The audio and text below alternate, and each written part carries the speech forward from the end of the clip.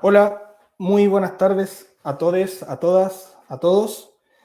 Bienvenido, bienvenidas y bienvenidos. Todavía no, Ariel, estamos al aire ya. Bienvenidas y bienvenidos a todas, a todos, a todes a estos diálogos que estamos ya en la cuarta jornada. Hoy día en la mañana, ¿cierto? Tuvimos también un conversatorio súper interesante con Pedro Villa sobre la RAIN. Ahora nos convoca, ¿cierto?, nuestra invitada, pero antes les voy a presentar a Marcelo Novoa, que nos acompaña también en este conversatorio, profesor de literatura del Liceo Gronemeyer. Bienvenido, Marcelo, y obviamente presentamos a nuestra invitada con nosotros, ¿cierto? Joana Reposi, directora de cine, conocida actualmente, muy conocida actualmente por su última película, Lemebel, de la cual vamos a conversar latamente. Pero antes me gustaría presentarles un poquito a Joana. Yo sé que muchos ya la conocen, pero déjenme presentarles. Joana fue becada en el año 2001 por el gobierno británico para cursar un máster en artes en la Universidad de Londres, en televisión documental. Fue directora, ¿cierto?, de un gran documental que se llama Locos del Alma, que tiene un premio, ¿cierto?, en FIDOX. Aparte ha trabajado en la televisión, tiene otro documental que se llama Matriz, y actualmente también es, si no me equivoco, docente, ¿cierto?, de la Cátedra de Lenguaje Audiovisual y Talleres de Documentales en la Universidad Diego Portales y UNIAC. Bienvenida, Joana, de verdad es un honor tenerte con nosotros. Hola a todas, todes y todos. Muchas gracias por la invitación. Para mí es un honor estar aquí conversando con ustedes y en lo que pueda compartir, ayudar, comentar, estimular a los alumnos de vuestro liceo experimental. Para mí es un orgullo y un placer poder tener esta instancia de conversación y diálogo. Así que muchas gracias por la invitación. Buenísimo. Joana, me gustaría preguntarte, para iniciar este diálogo, al parecer tu recorrido en el cine, fundamentalmente, tiene que ver también con un análisis que tú haces muy profundo sobre los cuerpos, sobre las materialidades con las que trabajas. Por ejemplo, trabajaste en Matriz, si no me equivoco, en un formato de 8 milímetros. Cierto, Eso es así, ¿cierto? Es un cierto. formato que en definitiva se sigue usando. Cuéntanos un poquito. Por ejemplo, también Devolver, que es otro documental tuyo, trabajaste en 35 milímetros, que es un formato que ya no se usa, o se usa muy poco, ¿no? Y al parecer, Lemebel, que es tu última película, tiene esta mixtura muy rica, ¿cierto?, de muchos formatos. Para partir, ¿cómo te enfrentas al mundo documental con esta decisión de trabajar con muchos formatos distintos? Sí, mira, yo la verdad que tengo otra película que se llama Sam and Dave, que hice también cuando me voy a estudiar cine a Londres. Ese magíster terminaba en una película. Y mi película fue un corto que lo hice simultáneamente junto con El Locos del Alma. Y en esa oportunidad, Sam and Dave, yo ya proyectaba, estoy hablando de 2001, 2002 fue esa película, estuvo seleccionada en Sheffield, un festival de documentales en Inglaterra. Y yo ahí lo que hice era sobre un vagabundo y su perro. Y en ese momento yo le saqué diapositivas y las proyecté en la ciudad. Y hice un trabajo. Venía yo ya trabajando desde entonces con esa materialidad que era la fotografía, más que la fotografía, la diapositiva, que es un fílmico que tiene una muy buena definición y me gustaba mucho esto de la proyección, de hacer invisible, de hacer visible lo invisible. En ese momento era este Sam, que era un homeless y su perro, que vivían en la calle, en un lugar muy turístico de Londres, y yo proyectaba luego las imágenes de él y hacía como una comparación, una línea interesante con estas situaciones y personajes invisibilizados también, ¿no? Como un juego plástico en ese sentido. Luego, yo fui DJ también, video jockey, o sea, trabajé mucho tiempo con la instalación, trabajaba siempre con materialidades creadas por mí, creé un colectivo que se llamó Lumínico, que fue un colectivo de los primeros precursores del movimiento DJ en Chile, junto a otros, y ahí también la particularidad de ese colectivo era trabajar con materialidades que nosotros mismos hacíamos, o sea, desde el video o desde el diseño gráfico o desde la animación, pero todo creado por nosotros y luego hacíamos estas mezclas en eventos culturales, en fiestas. pero también el soporte era muy importante. Siempre buscábamos que donde proyectábamos esas imágenes fuera algo que entregara una materialidad distinta. Y Matriz, como bien tú dices, es una película que no solo... Bueno, y el Super 8 yo lo trabajé en Sam and Dave. Yo ahí descubrí el Super 8 milímetros cuando me fui a estudiar cine a Londres, que existía una cámara en Super 8, que la usé en la universidad, tuve el acceso a comprar películas, que no siempre es fácil, y pude revelar cerca, entonces ya ahí empecé a trabajar en el 2000, 2001, trabajé ya con el Super 8 milímetros, también en la película en Sam and Dave, como una materialidad, como una textura en las películas. Entonces, Matriz también es una obra donde yo lo que hago no solamente trabajar con el Super 8, sino que también trabajo con el archivo. Para mí es súper importante el archivo propio y personal, y en ese sentido, en esa película Matriz, yo tenía un archivo de hace 10 años, y yo me acuerdo, ¿y a qué me refiero con archivo? Es un archivo que yo filmé durante distintas épocas de mi vida, situaciones que para mí eran importantes en mi cotidiano. Por ejemplo, me acuerdo de haber filmado a mi abuela, eh, cuando yo estuve en Londres venía a Chile y la filmaba cada vez que venía a Chile y conversaba con ella. Mi abuela es inmigrante italiana y mi abuelo también, y conversaba con ella, y en un momento también la filmé, en un momento que ella estaba agonizando. Estaba muriendo, y también tenía ese registro de filmación, cuando ella estaba en su casa, en su cama, en el último tiempo antes de morir. Después filmé a una amiga, por ejemplo, con la Super 8, que yo andaba con la Super 8 en un momento, pero yo siempre decía, estas imágenes me pueden servir en algún momento, ¿no?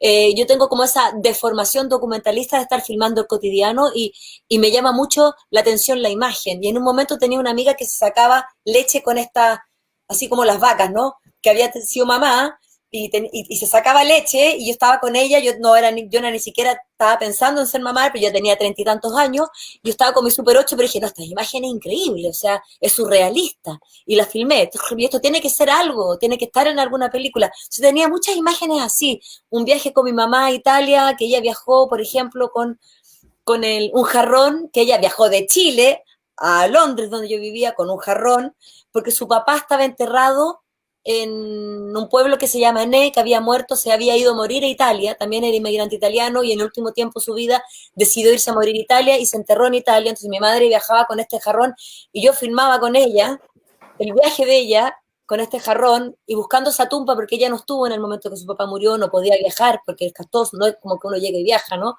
Y murió su papá sin despedirse de él, pero le había hecho este jarrón. Entonces yo viajaba con ella con esto, y también eran como pequeños episodios de mi vida que tenía filmados, que me parecían interesantes, y luego los uní en esta película que es Matriz, que Matriz parte con mi necesidad de querer ser madre en una época teniendo 40 años. Entonces, ¿cómo vinculo todos esos materiales? Que fue finalmente una videoinstalación que hicimos, que fue una película de 30 minutos que se pasó en Fidox, pero se estrenó en el Museo de Arte Contemporáneo acá en Chile, en Quinta Normal. O sea, era como pensada desde el videoarte, videoinstalación, pero también funcionaba como película.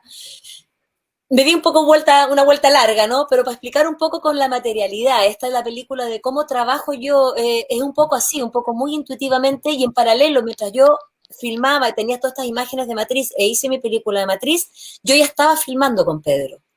Yo ya me juntaba con Pedro desde el 2007, y me junté durante 8 años en vida con él de manera intermitente, también con esa mi formación de estar filmando cotidiano. Pedro en ese momento para mí estaba en el cotidiano, éramos amigos, yo estaba muy admirada por su obra, estaba muy admirada de él, de su figura, de su inteligencia, pero éramos amigos en esa altura. Entonces yo dije, Pedro, hagamos una película toda visual, desde la performance, y ahí empecé a filmar, y filmé también con distintos cámaras, porque tiene que ver con la temporalidad, con los distintos tiempos, con las cámaras que yo tenía en el acceso, ¿no? Partí con una mini DV, con una PD-150, después me conseguí a mí con amigos una Full HD, y al final de sus días él pierde la voz y decido filmarlo en Super 8 milímetros, también por un poco de respeto a esa pérdida de voz, de ese silencio, que me parecía que era un soporte donde él podría sentirse más cómodo también, ¿no? No sé si te respondo un Oye, poco la sí, pregunta, pero... es súper interesante porque finalmente hoy día, por ejemplo, cuando hay algunos que hablan de esta sociedad de la transparencia, ¿no? Donde todos los formatos parecen que se unifican en esta pantalla digitalizada, Ultra HD, La donde, odio. exacto, entonces, ¿cómo eso, donde tú empiezas a trabajar con todas estas materialidades, luego instalas esta película, como por ejemplo la que vamos a revisar enseguida, que es Lemebel, que parte, ¿cierto?, con una toma hermosa, ahora que nos califican la materialidad en 8 milímetros, donde exactamente, porque los chiquillos sepan que estas cámaras no capturan directamente sonido, sino que tú tienes que andar con un sonista, probablemente en ese momento, ¿cierto?, no andabas con el sonista y te abalanzaste porque exigía esa necesidad, y es afortunadamente una toma silente que va acompañada, ¿cierto?, con tu voz, y de ahí viene esa granulidad. He visto que eso está hoy día muy filtrado. Todo es a través de estos filtros, por ejemplo, en las redes sociales, todo se puede filtrar. ¿Por qué decides, teniendo todas estas herramientas contemporáneas de la postproducción y la edición digital, trabajar a través de estas materialidades que resisten de alguna manera esto? Y eso lo quiero conectar un poquito con algunos referentes. ¿Cuáles son tus referentes en el cine o en el documental, si es que los tienes? Ya sean de acá o de otro lado, para un poquito compartir esa idea de referente, materialidad, etcétera. Mira, hay varias cosas en tu pregunta. Me gustaría partir primero con eso de... Es una decisión el filmar el Super 8 milímetros, para quienes no lo conocen, es un formato casero que existía en la década de los 60 y era como el video home, o sea, los jóvenes ahora tienen la cámara celular y con eso filman, era como el registro cotidiano se hacía con ese tipo de cámara, que no, efectivamente, habían algunas que tenían sonido directo y otras que no, la mía no lo tiene, y fue una decisión filmar sin ese sonido directo, la verdad. Buscando esa granularidad. Yo personalmente soy un poco reticente al Full HD. Ahora, creo que hay imágenes increíbles también en el Full HD, hay películas alucinantes en Full HD, y quiero nombrar ahí a la Bettina Perud, a Ivano Novikov, que hacen películas muy bonitas con un formato, con una cámara, con unos lentes, y la Maite Alberdi también, que son cineastas chilenos contemporáneos a mí, que hacen sus películas increíbles con ese formato. A mí me gusta el grano, a mí me gusta la sociedad, a mí yo soy más barroca a lo mejor en ese sentido, me gusta la plasticidad de la materialidad, me gusta cómo dialoga la materialidad, creo que en la materialidad, en la imagen, en la suciedad, y en la no suciedad, en el grano, o en la diapositiva, pero es una diapositiva que siempre está proyectada, ¿no?, en paredes, que también se ensucia, digamos. Creo que le da una particularidad, le da un sello propio, tiene un lenguaje que es único, que lo hace único. Entonces, por un lado, yo muchos referentes artísticos que buscan eso no los tengo, siempre lo hice de manera más bien intuitiva, porque siempre me gustó la fotografía. Yo desde que estaba en el colegio me gustaba sacar fotos análogas y me gustaba revelarlas en los laboratorios en blanco y negro. O sea, siempre tuve una afinidad y una atracción por las cámaras análogas, que era la que teníamos en mi alcance. Ahí se me cae el carnet, porque era lo que yo tenía cuando sacaba fotos. Era no análogo, pero me gustaba el blanco y negro y me gustaba revelarlo, y era maravilloso cómo empezaba a aparecer el grano, y ahí uno jugaba mucho con el grano y con las asas, con los ISO, ¿no? Entonces, el 400, el 600, el 200, el 100, entonces pasaban cosas importantes en el grano, que siempre hay algo que es algo que me ha llamado la atención y que el Super 8 lo tiene. No me gusta mucho la intervención en la post, o sea, uno trabaja el post por su puesto, pero me gusta venir con el material filmado, grabado. A mí me gusta traer el material. En la propuesta de mis películas viene desde el registro. O sea, yo experimento mucho en la grabación, o sea, trabajo con equipos pequeños. O sea, mis últimas 2 películas era yo y yo con mi archivo en Matriz, y la otra fue con Niles Ataya, que es un gran director de fotos, y éramos los dos que salíamos a filmar. O sea, yo iba con la Super 8, él iba con su cámara y sacábamos fotos, y cuando hacíamos las proyecciones éramos los dos, yo con el proyector, y íbamos experimentando, porque me gusta mucho lo que pasa en el rodaje, con la experimentación. Al principio no la tengo muy clara, que sí sé lo que quiero ir a buscar, que es experimentar con la imagen, y eso voy a buscar, y eso sé que me va a quedar bien. Y si te pregunto, como yo creo que hay alguien que sí para mí es un referente, puede ser la Naomi Kawase, esta directora japonesa, que es una mujer que filma el cotidiano, la simpleza del cotidiano, el registro doméstico. Para mí es un tema que está ahí, digamos. Oye, Johanna, con ella.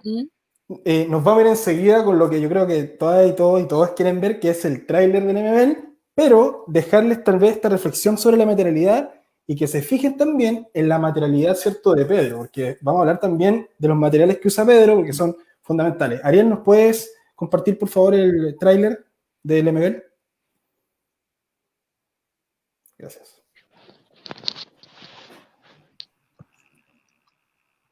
Está en cuadro. Antes del artista incluso está el homosexual. Reivindicamos el colisa. A nosotros no nos gusta la palabra gay, weón. No se adapta, weón, con lo que es un homosexual pobre en Chile, weón. Después del año 87, 88, en la dictadura, ese contexto era brutal. Asesinatos de homosexuales en las calles, sujetos quemados vivos, como ratas. Cualquier minoría que esté en lucha por sus derechos se les va a categorizar de violenta, porque es parte de la lucha.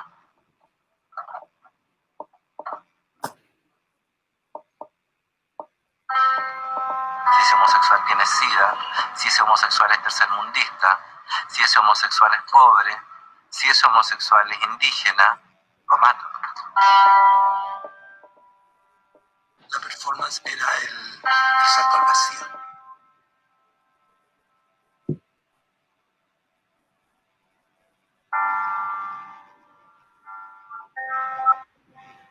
Me dijiste que te filmara, que no dejara de hacerlo.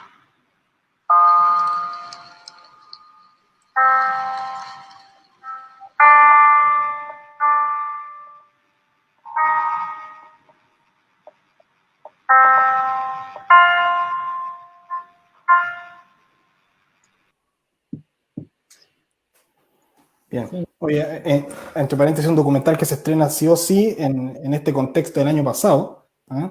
Ese fue de todas maneras una decisión importante, igual me imagino, de toda la producción, ¿no? Marcelo, ¿quieres tal vez en tu área, cierto, que es desde la literatura, ¿verdad? Y que sabemos que Lemebel, ya entrando de lleno en el documental de Lemebel y en el personaje también, tal vez quisieras profundizar un poquito en torno a la estética de la literatura vinculada en el documental, que tal vez ha sido algo que no se ha explorado en otras conversaciones con Joana, sino a lo mejor sería una oportunidad interesante para conocer cómo se trabajó eso. Sí, bueno, primero decirle a Joana y a los amigos que nos están escuchando que el documental realmente es emocionante, es una muy, muy buena como traída al presente de alguien que es muy importante para este país, digamos. Es como, pensaba, digamos, como ¿cómo se llama? En una cantidad de figuras nuestras que necesitan más Johanna, más gente que las haga, ¿no? Como en algún momento lo fue con la Violeta Parra, ¿cierto? O con el mismo Andrés Pérez, digamos. Yo creo que Pedro necesitaba y requería un documental de esta calidad, digamos, como, así que te aprovecho de felicitar públicamente y invitar a los amigos que lo conozcan, la gente que nos está viendo, a nuestros alumnos, porque realmente es un trabajo muy, muy, muy bien hecho y que tiene mucho corazón también. Y en eso era preguntarte, lo respondías antes hablando de la materialidad, porque me gustó mucho, digamos, que esto de lo sucio, del grano, que también es un poco el trabajo literario de Pedro. Pedro Lemebel es un escritor chileno que él optó, digamos, conscientemente por la crónica, que era uno de los géneros más bastardos, ¿no? El género como más olvidado.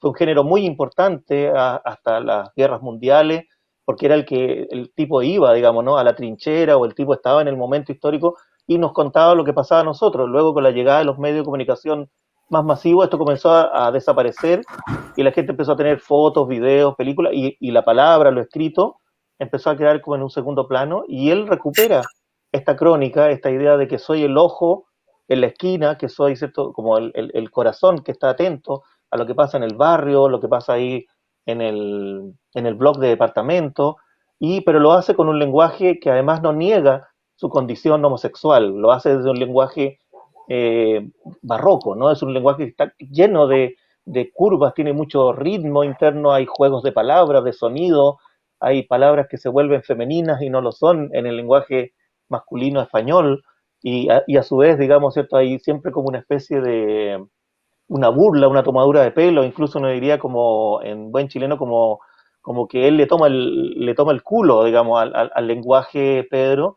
siempre, y lo hace, digamos, salir de lo formal, de lo oficial, de esta cosa un poco acartonada, ¿no? Y eso es un regalo para la literatura chilena. Y entonces mi pregunta primera era esa relación, cómo era con tu texto visual, que tiene muchos materiales y se asemeja mucho, digamos, a lo de Pedro, ya lo respondía, y la podría revertir ahora para conversar cómo fue durante los años tu relación con Pedro, para contarnos un poco el Pedro que tú conociste, cuándo fue la primera vez que se conocieron y cómo lograron ser amigos, porque Pedro era una persona bastante difícil de amigos, estaba siempre rodeado de gente, tú ibas con él por la calle, era un rockstar, la gente lo saludaba, le daban besos, se tomaban fotos con él, pero él decía después que pasaba, ay niña, esa no sé ni quién es, y era simplemente, la gente pasaba a través de su vida, pero los amigos, fueron muy pocos y se quedaron con él, y tú eres una de esas personas. Cuéntanos un poco de eso.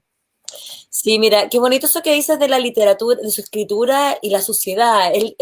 Como que hay cosas que yo cito de él, es como eh, a la pobreza yo la hago brillar. ¿Ah? Es como Pedro siempre, yo creo que hay una cosa, me han preguntado muchas veces, que en una frase, ¿cómo lo podrías decir, como resumir? Yo creo que Pedro es dignidad. O sea, ¿qué es lo que resume Pedro? Es la dignidad. O sea, él siempre, nunca renegó sus orígenes, su historia, y él siempre habló desde ahí, y lo pongo entre comillas, desde ser homosexual, pobre y maricón. Ni siquiera homosexual, o sea, yo hablo desde mi diferencia, es que es su gran manifiesto, que es hermoso, o sea, yo creo que ese texto debería estar en todos los colegios, liceos, en todas partes, o sea, siempre uno debiera leer ese manifiesto, porque es una obra de arte, está muy bien escrito, él tenía una forma de escritura, como tú dices, barroca, o sea, de hecho, yo hablaba con algunas representantes que Giovanna Skármeta, que era quien en un tiempo lo representó con Planeta y con muchos otros, y de repente lo querían o sea, ¿cómo se llama? Traducir a otro idioma. Y era imposible. Es súper difícil, porque él creó un lenguaje propio. O sea, de repente venía alguna gente que venía de Alemania y me mandaban una serie de preguntas, estos bueno no tienen ni idea de lo que están preguntando. O sea, eso no se puede traducir. ¿Cachai? Y es como en la parte de la película cuando lee los distintos significados que tiene pene, que es hermoso también. Tiene mucho que ver con su literatura, pero bueno, ¿cómo lo conozco? Yo lo conocí, tuve la oportunidad de trabajar en un programa de televisión que muchos jóvenes probablemente no conocen, que se llamaba El Show de los Libros, que fue un programa cultural post-dictadura en los 90, que llevó un poco, acercó la literatura a la televisión. O sea, de alguna manera lo que buscaba ese programa de televisión era acercar la literatura a la masividad, digamos. Entonces, eso lo conducía Antonio Skármeta en un programa cultural que se llama Nueva Imagen, que era una productora de televisión que yo tuve la oportunidad de trabajar ahí. Y lo que hacíamos, y estábamos haciendo un programa, salía a las 11:30 de la noche, 12, o sea, no tenía nada que ver con el Prime, era un programa muy a pulso, con muy poco presupuesto y muy poco rating también, pero era un programa de los grandes programas de televisión que yo he podido trabajar, donde era muy libre, donde uno podía experimentar mucho, entonces lo que hacíamos, entrevistábamos a escritores, pero además recurríamos a ciertos textos, fragmentos y los dramatizábamos, hacíamos recreaciones o videoarte, o como los llevábamos a pantalla, ¿no? Y había un capítulo que estábamos haciendo que era sobre homosexualidad y literatura, y para entonces ya Pedro Lemebel era un referente. Era un referente, había sacado sus crónicas, como tú bien dices, Crónicas del Sidario, Perlas y Cicatrices, y era un referente dentro de la literatura chilena, y este programa era como hecho en el 2000. Todavía no había hecho Tengo Miedo Torero, pero sí ya estaba con sus crónicas, había publicado ya sus libros. Entonces, lo queríamos entrevistar, la productora entonces trató de ubicarlo muchas veces, cosa que Pedro nunca contestó el teléfono, como un buen rockstar, no estaba ni ahí. ¿Qué es esto? Entonces yo le dije a la productora, ¿sabéis qué? Vamos a la Radio Tierra, donde él tenía un programa radial que es hermoso, donde él leía sus crónicas y musicalizaba estas crónicas. Cancionero se llamaba, ahí en Bellavista. Entonces partimos yo con la tía Are, jóvenes, partimos ahí el taxi, lo estábamos esperando afuera y aparece ella toda diva con sus pañuelos en la cabeza y dice, ¿y ustedes qué hacen aquí? Pedro, le dije, te venimos a buscar, te necesitamos. O sea, no somos un programa Prime, ¿cachai? Y ahí le explicamos, show de los libros. Ah, ya. Y ahí como que enganchó y dijo, ya vamos. Y partió la productora con nosotros. Yo tuve la oportunidad de entrevistarlos durante 1 hora, le hice una entrevista, que parte de ese fragmento de la entrevista está en la película. Y también le saqué diapositivas. En ese momento él llevó distintos trajes, boa, trajes rojos, trajes amarillos, se cambió, se maquilló en el baño y se cambió de ropa, y yo con mi cámara, que era una práctica análoga de diapositivas, le saqué diapo, porque le dije, lo que yo quiero hacer es sacarte diapositivas, porque ya en ese entonces venía trabajando la diapo y la proyección de la diapo. Entonces yo le dije, mira, quiero, si me puedes leer el fragmento de manifiesto, porque del manifiesto quiero hacer una pieza audiovisual. Y lo leyó, lo leímos ahí, y luego yo le saco diapo y después me voy a la calle en la noche en Santiago Centro y proyecto estas imágenes en el Santiago Centro y construí un pequeño videoarte con el manifiesto y su entrevista. Y cuando salió al aire, al otro día el Pedro me llama y me dice, Jovi, me encantó. Y sí, le gustó mucho eso. Y de ahí surge una amistad, un respeto mutuo. Para mí fue un personaje, o sea, una persona, yo cuando lo entrevisté, la lucidez, la acidez, lo brillante de su postura política, su postura desde la literatura, el desgarro con que habla, lo ácido, cómo miraba el mundo, y bueno, hicimos buena onda, y yo creo que le gustó mucho porque él era muy agudo también, porque le gustó mucho esa pieza audiovisual, entonces yo creo que ahí hubo una conexión. Y Pedro, en su performance, trabaja mucho la proyección, perdón. Sí, oye, en ese sentido, ¿les parece, Marcelo, les parece que tenemos unas imágenes de las performances realizadas por las yeguas del Apocalipsis, en este caso? Vamos comentando en ese sentido, justamente con lo que nos dijo Johanna, que ya nos dio un insumo súper interesante para analizar la obra de Pedro en el contexto, y aparece en el documental, cuando aparece el comentario de la biografía, ¿verdad, Johanna? Donde dice, esto, ¿cierto?, es un ejercicio que también tiene que ver con todo este material que yo tengo acá, que son distintos formatos. Sí. Y avancemos un poquito, Ariel, veamos la próxima imagen. En esta performance, ¿cierto? Que se llama Hospital. Esa es Hospital. Cuéntanos un poquito, Johanna, qué te contó Pedro respecto a esta performance. Es lo que está en la película. Esa obra es muy bonita porque es como a el principio de los 90, creo, si no me equivoco. Esto ya una performance en solitario, post Yegua del Apocalipsis. No sé si era el 94, 95, por ahí, no me acuerdo mucho de la fecha, yo ahí me pierdo un poco. Esto lo hace en el hospital de San Miguel, que fue ese elefante blanco, que fue una construcción que Allende hizo y quedó en el olvido. No sé si conocen un poco esa historia, y que hoy día parece que es un mall horroroso. Perdónenme, probablemente a alguien le gustará, pero eso era hermoso antes. De hecho, yo quería hacer proyecciones ahí y ya no existía porque lo habían transformado en una cuestión así, toda nueva, como en Chile nos gusta el neoliberal, ¿no? Todo lo nuevo, todo lo plástico, todo como que parezca que en Miami. Bueno, y ese lugar, Pedro quiso hacer esa performance del ladrillo en alusión al padre Acevedo, ¿no? A este hombre que se embola a lo bonzo, pidiendo justicia por sus hijos, ¿no? En dictadura. Que fue en Concepción. En Concepción. Que lo hizo frente a la Catedral de Concepción, digamos. De hecho, la gente incluso pintó después ahí los escalones, el fragmento del cuerpo que quedó, digamos, era una cosa impresionante. Y también, si no me equivoco, Johanna, usa también el neopren, que va a ser un elemento también permanente en las performances, sí. ¿no? O sea, en este caso Pedro ocupa dos elementos fundamentales. Esa performance la hace, él recogió estos zapatitos, un poco haciendo alusión a los desaparecidos, ¿no? Zapatos que estaban botados en ese espacio. Entonces él los recoge, hace como un círculo con esos zapatos, haciendo alusión un poco a todos los detenidos desaparecidos, producto de la dictadura de Pinochet, por un lado. Dos, hace un homenaje a este padre que se quema lo bonzo en demanda de justicia.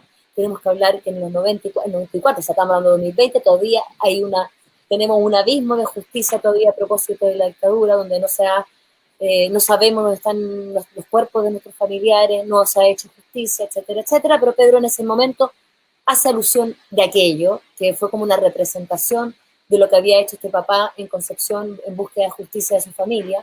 que él se quemó a lo bonzo y que Pedro dice, bueno, yo no, que eso fue algo terrible, y lo que él hace es una pequeña representación artística en homenaje a ese señor, ya lo que significó aquello en ese momento. Y luego está el neopren, que el neopren, Pedro dice que él siempre ocupaba en su obra el neopren y su cuerpo. Es como que son los grandes elementos que él usa dentro de lo que es el arte plástico, ¿no? El neopren un poco en la ilusión del hambre. Los chicos inhalan, al menos en los 80, por falta de hambre, se inhalaba mucho neopren para dejar de tener hambre. Entonces, él ocupa el neopren, por un lado, por eso, por la marginalidad, por la pobreza, por el dolor, por el hambre, y su cuerpo como una barricada, que en el fondo son los elementos que tiene como para decir, aquí estoy, existimos, y instala los temas que le interesan instalar en una sociedad pacata, homofóbica, y con muy poca justicia, ¿no?, de los derechos humanos. Perfecto. Avancemos, por favor, Ariel. Estas son las dos Fridas, que son hermosas. Estas son las yeguas del Apocalipsis. No sé si el profe quiere decirlo mejor que yo. No, hace referencia, ¿cierto?, a una, bueno, ahí está Francisco Casas, que es la yegua que todavía existe, está presente, está viva. ¿cierto? Claro, y está el MB en la izquierda, y esto es un cuadro vivo, es un cuadro vivo desde el punto de vista plástico. Recordar algo que a lo mejor la gente poco sabe, de hecho yo lo descubrí ahora, que Pedro Lemebel es un profesor de artes plásticas. Su formación inicial, básica, digamos, de cuando salió al mundo académico, si se quiere, él estudió, digamos, pedagogía en artes plásticas y ejerció, miren qué interesante la paradoja, ejerció muy poco tiempo en el liceo, a condición de que no le fue muy bien en eso. Y hoy día estamos reivindicando, acá en vivo, frente a todos, justamente en un diálogo desde el liceo artístico, su obra. Yo creo que, de todas maneras... Un profesor de artes plásticas. Porque eso fue lo que estudió, y después se dedicó al arte, digamos. Pero siempre y entonces esta es una recreación, ¿cierto?, de un cuadro que hay, un cuadro vivo de Frida Kahlo, ustedes lo pueden buscar, se llama de hecho Las dos Fridas, y la representación ahí obviamente están las yeguas del Apocalipsis, a diferencia del desamor que representaba este cuadro de Frida Kahlo en la ruptura, ¿cierto?, que tuvo con Diego Rivera, y este desangramiento que va a estar también un poquito presente en tu película, este tema de ese desgarro amoroso, ¿no? Hay una parte... yo creo que es muy emotiva la banda sonora, que él mismo Lemebel, la condición a lo mejor de su radialidad, de sus programas radiales, siempre ponía una banda sonora. Esa banda sonora tenía que ver con esa dimensión estética también de este desamor, ¿no?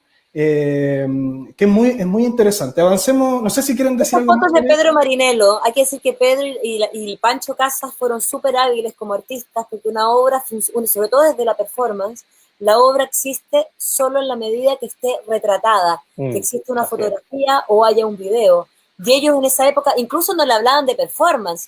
¿Qué es performance? Es una acción de arte fulminante. Y ellos fueron muy hábiles porque eran sus pares también. Estaba la Paz Errázuri, que era parte también del mundo donde él se rodeaba, que fotografiaban sus performances. Oye, esta fotografía creo que es de Navarro, Gabriela Jara. Esa fotografía es de la Gabriela Jara. Perfecto. Y fue una invitación que le hicieron a Pedro Lemebel a Nueva York en conmemoración de Stonewall. Stonewall, que era la marcha gay, y Stonewall es un barrio en Nueva York.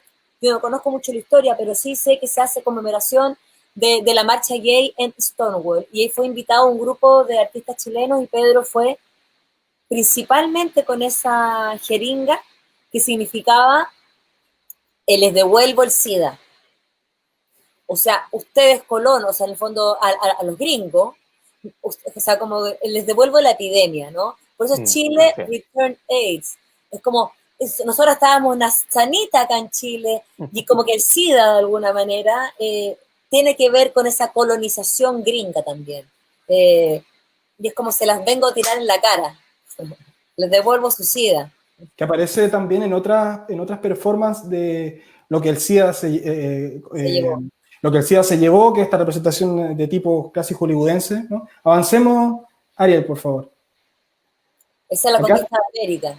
Perfecto. Aquí está el documento, lo pueden extraer de Memoria Chilena. Aparece, digamos, un poquito del contexto de cómo fue que yo creo que es una de las performances con más niveles semánticos, tal vez, que tiene las yeguas del Apocalipsis, Avancemos un poquito porque viene, se supone, la fotografía de... no, esa... podemos buscar... Sí, busquemos la de la conquista de América, Ariel, por favor. Dice por ahí, dice la... Está como el continente chileno, o sea, sudamericano, América Latina, y está muy bonito. Ahí estuvo Sergio Parra, estuvieron sus amigos, sí, hay fotos, se pueden ver ahí en la fotografía. Esa performance es impresionante porque ellos estaban escuchando, tenían el Walkman en el pecho, ¿no es cierto? Y estaban escuchando la cueca sola, luego instalan, ¿cierto?, este diagrama de América del Sur e instalan vidrio molido de Coca-Cola. Molido, o sea, todas esas alusiones, esos niveles semánticos, son todos pensados, ¿no? Fíjense en la intimidad también de la performance, no es una performance, está pensada, como decía Joana, para ser registrada, ¿verdad? No en ningún caso para hacer esta especie de convocatoria masiva, está pensada. De hecho, la fotografía, si no me equivoco, es de Padre Razuri. Exacto, esta es de Padre Razuri. Y cuando bailan la cueca sola con los Walkman, ahí ustedes se fijan que están con los Walkman, van dejando, ¿cierto?, con sus pies ensangrentados a condición de nivel 1, dictadura; segundo, detenido desaparecido; tercero, genocidio en América Latina; segundo, tercero, condición de homosexual con SIDA. Esta sangre queda derramada en América Latina. Entonces el nivel semántico que tiene la obra es pero impresionante. Es una fuerza increíble, es preciosa esa obra. Y él es la casa central del ARSI de ese momento, en esa época. Nosotros teníamos muchas actividades, se hacían toda clase de cosas, los alumnos era como una vez al día, interrumpían las clases. Yo alcancé a ser profesor en el último periodo, como el año 88, 89, y salíamos todos, digamos, a ver, y los alumnos hacían intervenciones, acciones de arte, protestas políticas, etcétera. Entonces, por lo tanto, era un espacio que también estaba muy, muy cargado, digamos, de un espacio de libertad adentro de la ciudad, porque a lo mejor hacerlo esto afuera tampoco era tan factible, ¿no? Además se selecciona el día, que es el Día de la Hispanidad, ¿cierto? Justamente, y fíjense hoy día la relevancia de esta, por ejemplo, performance con lo que está pasando, ¿cierto?, en el Gualmapu, en el sur. Es una performance que trasciende por mucho, ¿cierto?, el contexto. Y lo otro, a veces pasa que las generaciones más de los chiquillos piensan que estas fotos son muy, muy antiguas, probablemente piensen que se proyectan a los 60, a los 70, pero es casi llegado a los 90, ¿verdad? No sé, creo que el año 89, por ahí es esta performance, sí, que se llama, ¿cierto?, La Conquista de América. Avancemos, Ariel.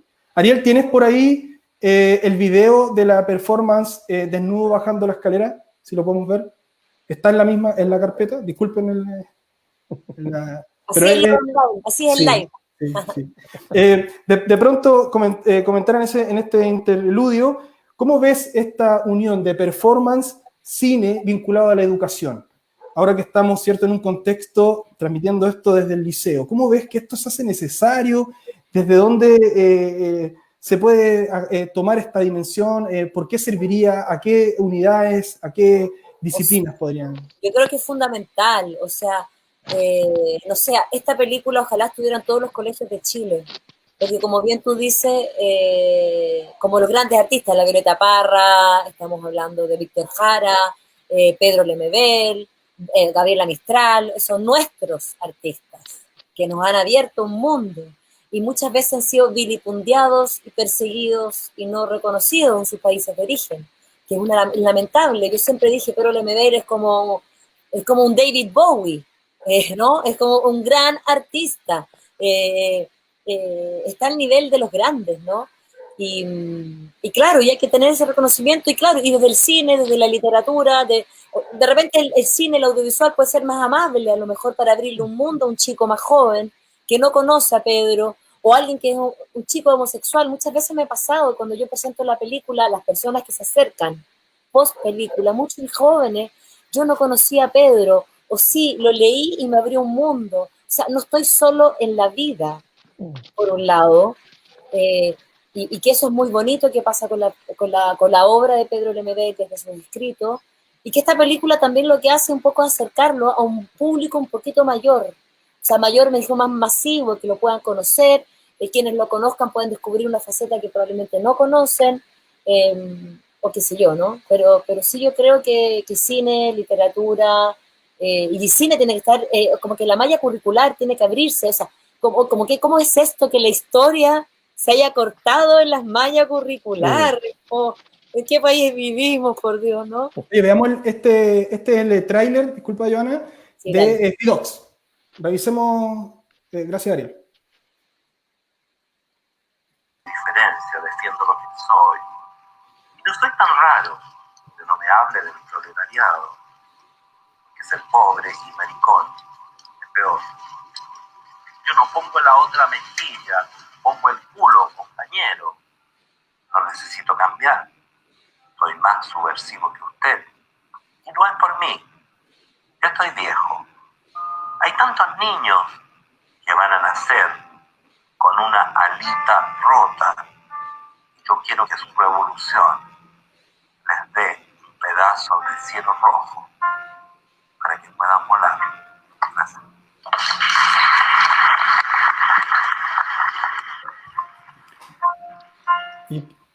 Sí, sabes que me interesaba porque se conecta perfectamente con una idea que tenemos muchos gente de literatura, digamos, y que nos interesa, y lectores chilenos, y te interesa escucharte a ti, Joana, como que hay una serie, digamos, de registros y de textos, y que son documentos, digamos, que por ejemplo que dan cuenta de los momentos de la historia de Chile, y que no necesariamente son los oficializados, ¿no? Porque cuando de repente lo que nos pasa a nosotros, uno abre el libro del colegio, digamos, y uno dice, le toca la parte de la dictadura, y de repente sale un bando militar, y uno dice, no sé si sea lo mejor, digamos, para los niños, digamos, leer un bando militar, que uno dice, ¿por qué no leer, por ejemplo, una crónica del MBL? Entonces, hay una relación a mí me parece, por ejemplo, en el caso del MBL, él es fundamental para la vuelta a la democracia. No sé qué piensas tú, la experiencia que tuviste con él, es como una voz viva de ese periodo, digamos, con las luces de las sombras, ¿no?, que hubo en el periodo.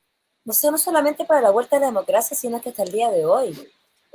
Hablar de las disidencias, o sea, no sé, han habido crímenes, la Nicole Saavedra, o sea, ¿por qué no se le da voz a la disidencia? O sea, ¿qué pasa ahí con la historia? ¿Cómo nos hacemos cargo de esa historia? Bueno, y Pedro no solamente cuando habló en su literatura, habla desde la disidencia, desde su homosexualidad, pero también habla de una crítica social, o sea, en la vuelta a la democracia desde dictadura, él fue muy crítico a los medios de comunicación, por ejemplo. O sea, hay un libro, que no me acuerdo cómo se llama, que hace una crítica a todos quienes estaban en televisión. En televisión no se podía hablar de dictadura en los 90, por ejemplo. Uno no podía decir dictadura, uno no le podía decir dictadora a Pinochet. O sea, no sé, no se podía hablar de condón, también en un momento, regreso, o sea, un país muy pacato, muy conservador. Donde hoy día lo que tenemos que hablar con los jóvenes es que pónganse con todo para el control de la natalidad, o sea, estamos hablando de cosas normales, y Pedro fue muy agudo y muy crítico de una sociedad muy pacata. En la película aparece un momento en la película cuando él enfrenta a Pedro Carcuro, eso también fue a fines de los 90, y dice, en el nombre de tu hermana Carmen Carcuro, un homenaje a todas las mujeres torturadas de este país. O sea, estamos hablando a fines de los 90, ya habíamos dejado la dictadura hace 10 años y todavía no somos capaces ni siquiera de hablar de nuestra historia reciente. Yo creo que en ese sentido ha sido fundamental, no solamente la transición, sino que hasta el día de hoy, el MBL, por algo pasó, o sea, el estallido social del año pasado, en octubre, nosotros estrenamos la película, fue algo totalmente, nosotros no fue ni pensado antes del estallido, y toda la revolución que hubo, todo el contacto, porque fue el documental más visto del año, hasta el día de hoy en Onda Media, el primer fin de semana fue la película más vista. O sea, hay una conexión con la realidad chilena, con el público chileno, porque Pedro finalmente era un tipo de clase media. Yo anteayer una conversación, un live con la Titi Vieragallo, que fue la montajista de esta película, donde la escuché decir y analizar el por qué Pedro conectaba tanto con el público. Porque finalmente es un ejemplo. Claro, viene de los márgenes, pero finalmente es de clase media, y él habla desde ahí, y desde ahí conecta con una transversalidad en nuestra sociedad. Los temas que él toca son temas que nos convocan a todos, como sociedad.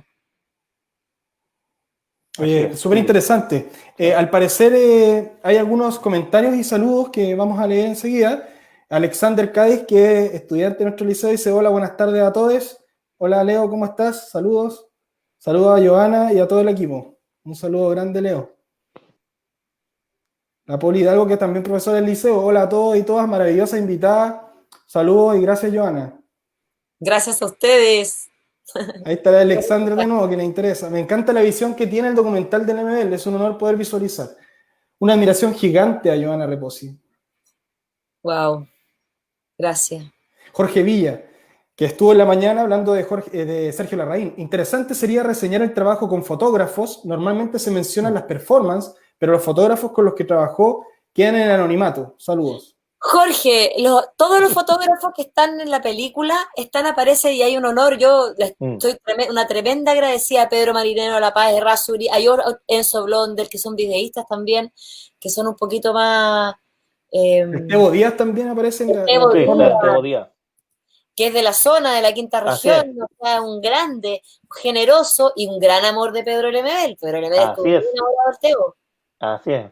Y Estevo también, en su forma, diría yo. Bien.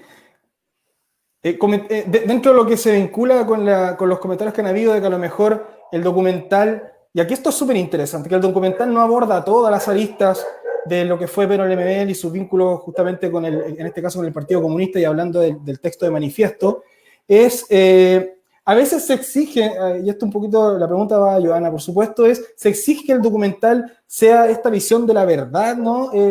Algunos hablaban hace un tiempo de los discursos de la sobriedad, ¿no? Que el documental tiene que ser esta cuestión expositiva, descriptiva, con una línea temporal más o menos respetada. ¿Cómo enfrentas esta situación desde una trinchera más bien experimental? No sé si eso es así o no.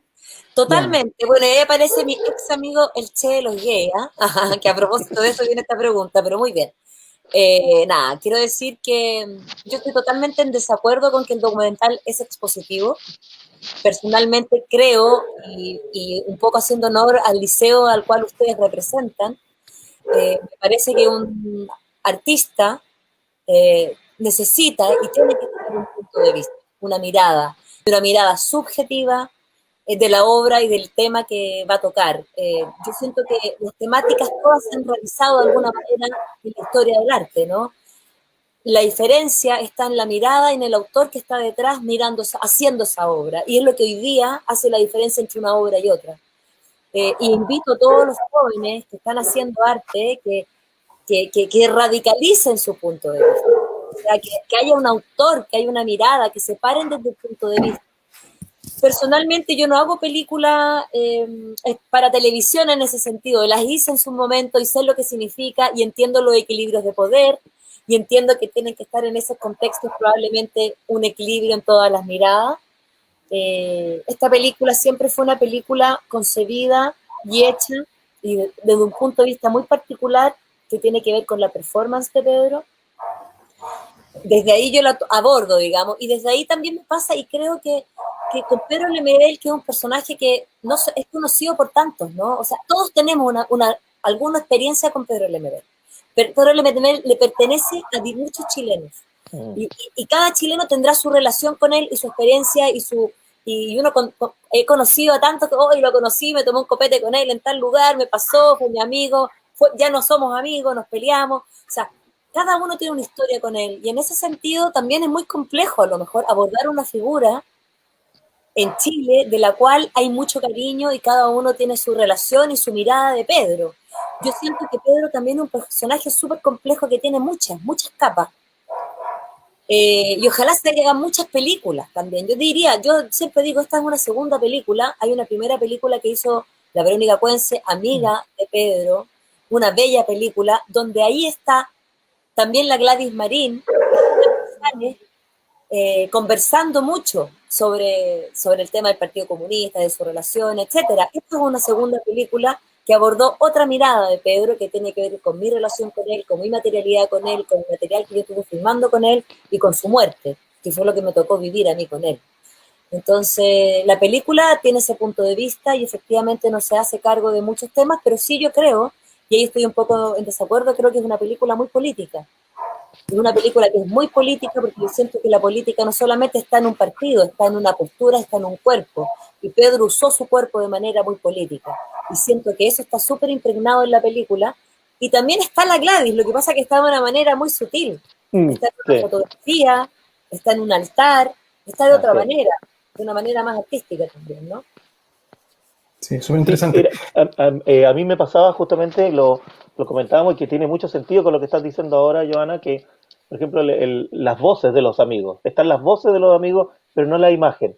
Por ejemplo, en el caso del mundo de la poesía está la voz de Sergio Parra, que va contando, digamos, él vivió de primera mano, ¿no? Es uno de mi generación, es uno de los grandes amigos de Pedro, y está su voz, digamos, ahí, y luego en algunas imágenes, ¿no? Se le ve por ahí en las performances.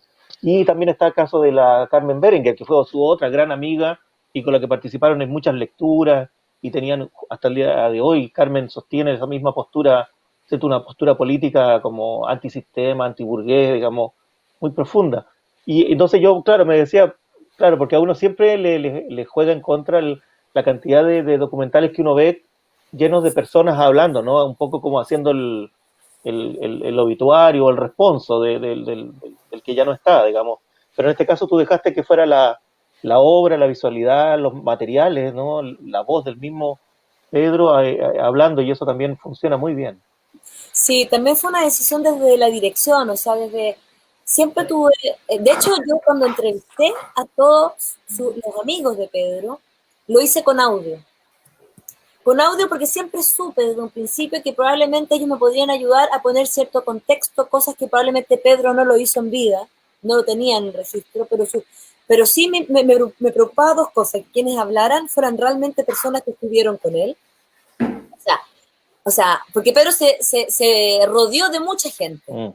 pero quienes están, hablan, siento yo, con una veracidad porque fueron genuinos en estar con él desde la amistad o desde o el hermano que tuvo que ver con la infancia, o Sergio Parra que tiene que ver con la literatura, o la Carmen Berenguer que se dice que fue la tercera yegua, o la Pía Barros porque fue el primer taller literario, está el Che de los Gays porque estuvo con él en el programa radial Triángulo Abierto, está el Tebo Díaz en las imágenes porque fue una persona muy importante en el archivo.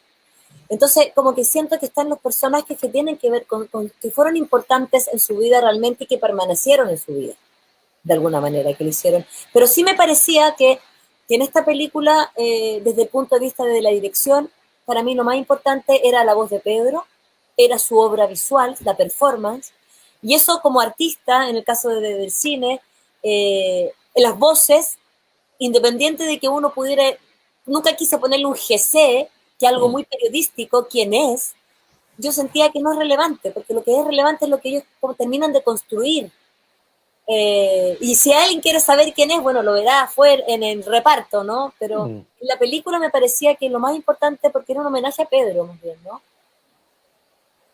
Oye, Joana, para ir un poquito finalizando esta fundamental conversación, yo te quería preguntar, finalmente la elección de los lugares, por ejemplo, el uso del cuerpo en la performance del MBL, ¿influyó también en tu propia obra esta idea de que tú superpones también, como cuando vimos la performance de La Conquista de América, superpones también, incluso tú misma dijiste, a través de la proyección, incluso filmas la revisión del propio archivo de él, pero él mismo viendo esa revisión, cual si estuviese haciendo el trabajo etnográfico, una especie de etnografía, una especie de arqueología, pero con Pedro ahí, es algo pero alucinante, o sea, lo mismo, ¿influyó este nivel performativo en tu propia estética? Mira, más que influyó, yo creo que sí, o sea, ¿por qué decidí hacer la película desde la performance? Porque me permitía cinematográficamente experimentar precisamente con las texturas, con las proyecciones y con este trabajo plástico, y me interesaba que la película en sí misma fuera un trabajo plástico.